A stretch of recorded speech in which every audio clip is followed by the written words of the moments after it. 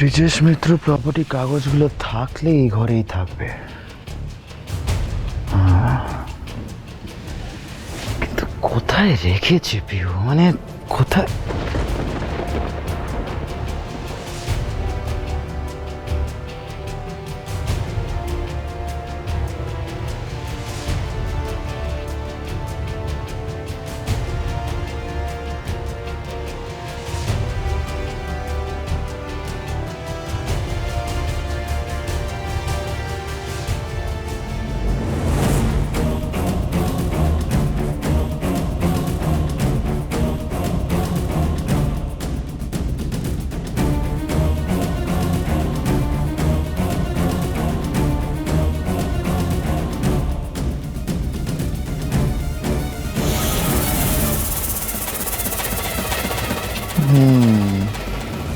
Oh, ঋষি সেন। ঋষি সেন, তোমায় কিন্তু এটা মানতেই হবে, আমি তোমার গোহারা হারিয়েছি। আর খুবই তাড়াতাড়ি তোমার এই প্রিয় পিহু সে আমার হবে, খুব তাড়াতাড়ি। তুমি পুরো ব্যাপারটা স্বর্গে বসে দেখবে আর কাঁদবে। এই Rohan, focus focus. Talk to you later, হ্যাঁ ঋষি? যাও যাও ভেতরে।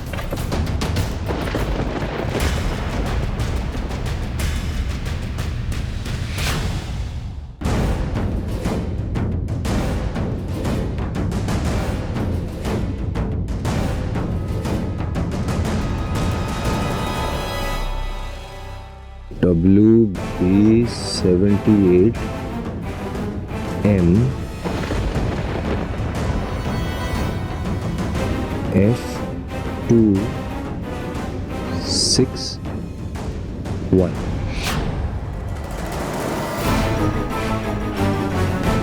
একবার দেখি তো গাড়িটা কার নামে রেজিস্টার্ড।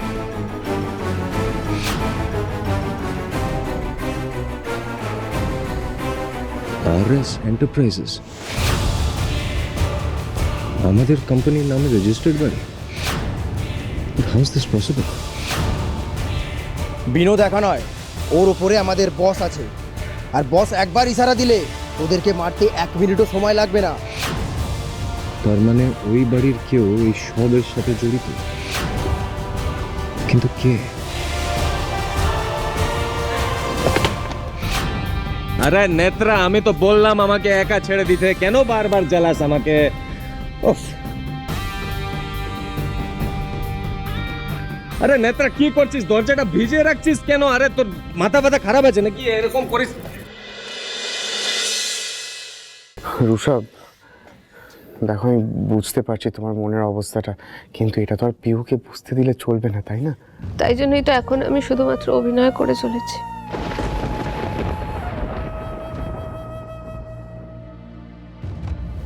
খুব সত্যি কথা বলছি, মন থেকে বলছি। আমি এই বিয়েটা কিছুতেই মেনে নিতে পারছি না। আমি আমি কোনোদিনও চাইনি আমার আমার বোনের সাথে, বোনের পাশে অন্য কেউ থাকুক, কারণ পিহুর পাশে আমার ভাইকে ছাড়া আর কাউকে মানাই না। কিন্তু তাই বলে তো আমি স্বার্থপর হতে পারি না, বলো? বাড়ির সবাই প্রচন্ডভাবে চাইছে পিহু যাতে কাউকে ওর পাশে পায়, ওর জীবন সঙ্গী ওর জীবনে আসুক। আর সত্যি তো, এটাও তো খুব সত্যি কথা। আজকে আমার যদি কিছু হয়ে যায়, তাহলে প্রিয়কে কে বুঝবে আমার মতো করে? ওকে কে আগলে রাখবে সারা জীবন? ওকে আগলে রাখার যে ছিল সে তো ওকে ছেড়ে চলে গেছে। রুষা, এরকম কথা একদম বলবে না। তোমার কিচ্ছু হবে না, আমি তোমার কিচ্ছু হতে দেবো না। আর ডাক্তার তোমাকে দুশ্চিন্তা করতে বারণ করেছে না? কিন্তু আমাদের সন্তানেরই ক্ষতি হবে। আর দেখো, পিহুর সাথে রোহনের বিয়ে যে ডিসিশনটা নিয়েছো, দেখবে এতে ওদের খুব ভালো হবে।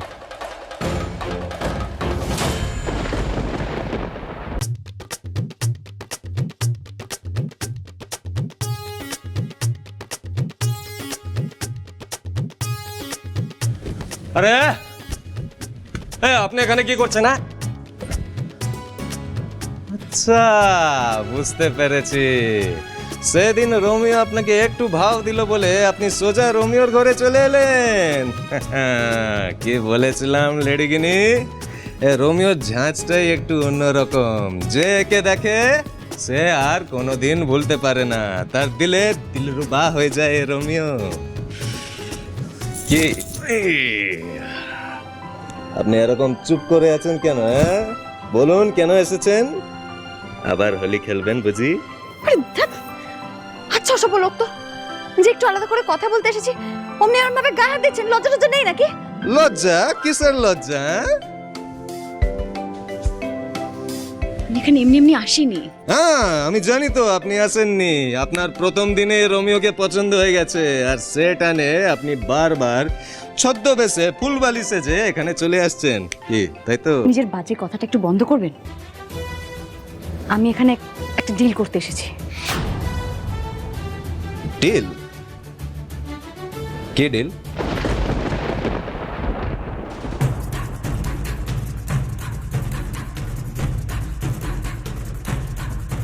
এটা কি?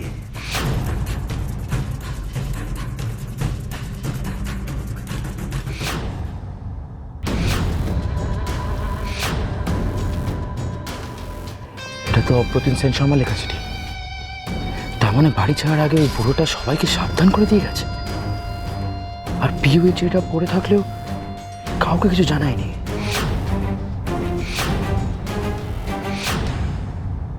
পিউ আমাকে সন্দেহ করছে না তো?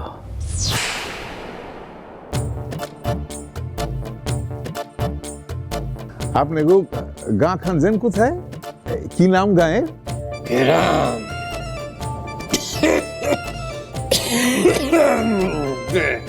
এই তো সেন পুকুর। তা আপনার বাসায় কে কে আছে? আমি, আমার মেয়ে চম্পা, আমার একখান বুড়ো বউ, চম্পার কাকু কাকিমা, তার ছেলে মেয়ে, আমার মেয়ে টগরি পুরো সংসারটা সামলায়। এই তো কইলেন গুলাবর আসল নাম চম্পা, কখন আবার টগর কইতেছেন?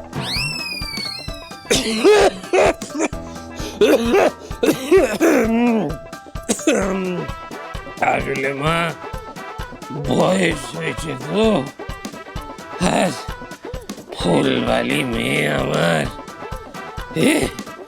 যে কোনো ফুলের নাম ধরেই ডাকা যায়।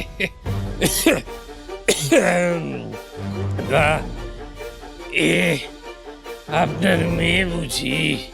না না, এ আমার মাইয়া নয়, আমার একখান পোলা রোমিও। ও, তো সে কোথায়? সে একটু অসুস্থ আছে, বিশ্রাম করতেছে। আপনার মাইয়া এখন আইতেছে না কেন? এখন শাড়ি পরানোর লিগা তো এত সময় লাগে না।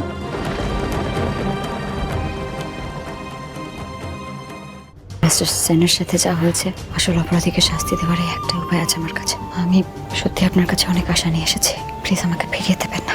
সব কিছু করছে, কোনো প্রবলেম কিছুই নেই। আমার তো ওইখানেই খটকাচ্ছে ব্যাপারটা। সম্পত্তিটা চেক করেও পিউর থেকে লিখিয়ে নিতে হবে। করো